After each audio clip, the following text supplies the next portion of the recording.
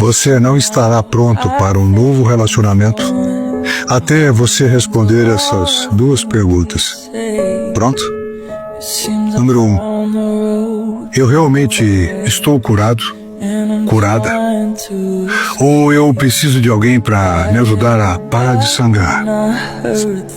Número 2. Eu realmente quero essa pessoa? Ou eu preciso de alguém para me salvar da solidão? Veja, você não estará pronto até você conseguir responder essas duas perguntas com uma honestidade brutal. Porque um relacionamento não vai te salvar, ele vai te expor. Então, arrume a sua casa antes de convidar alguém para entrar. Pense nisso.